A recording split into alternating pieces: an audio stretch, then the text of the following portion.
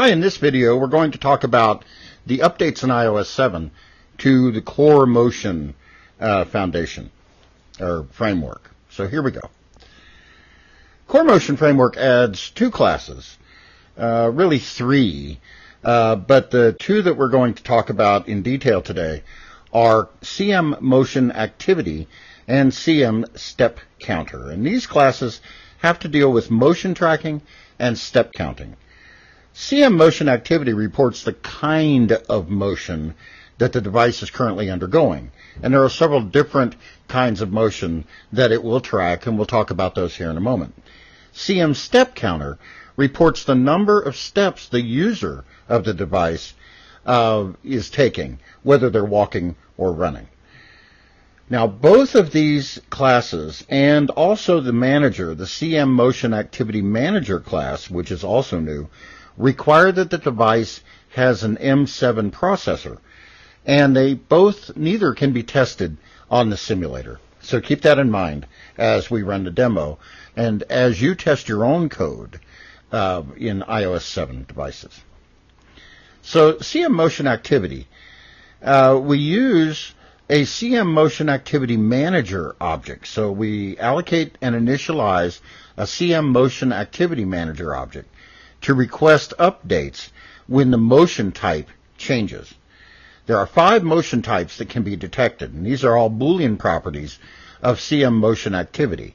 They are stationary, walking, running, automotive, when the user is driving in a car and the device is located in the car, and then unknown. If the motion is not periodic or continuous, then the device is going to return an unknown motion type.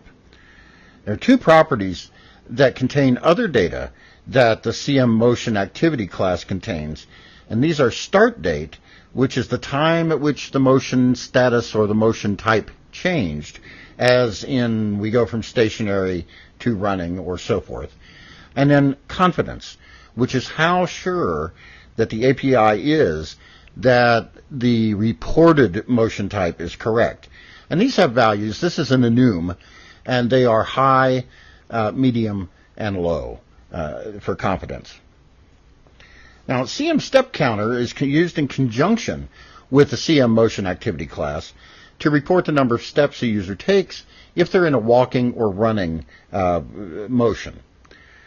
We always check that the device can support a CM Step Counter by sending a class method to a CM Step Counter class, is step counting available? If it's not, we want to alert the user that step counting is not available on the device, and then take some other action, like exiting the app or something like that.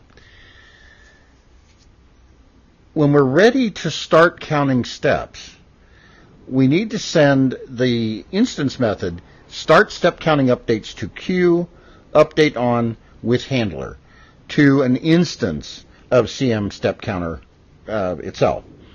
The first argument is an NS operation queue to perform the handler on. Now, we can set up any NS operation queue we want. We can thread this out to any queue we want to. We can also send NS operation queue main queue to send this to the user interface queue. The second is the count of steps before the handler will be fired. So the handler is fired periodically. If we want to count 1 step before we fire the handler, this should be 1. This is an NS integer, NSU unsigned integer. We most of the time will count a set number of steps before we fire this handler. So we might want the handler to fire every 100 steps or so forth. The third is the block definition that implements the handler that's periodically called. So we pass in an integer, a number of steps, the timestamp, and an error code. So now we can read these. The number of steps is going to be the number of steps taken, total. The timestamp, we'll read that in the block. This is the timestamp that the handler was called on, and then an error. We can should also stop step counting updates when we're done counting steps. And then the third method here is query step count starting from, to queue with handler. So now this will get historical data, if you will, between the from and to time period. From and to are both NS dates.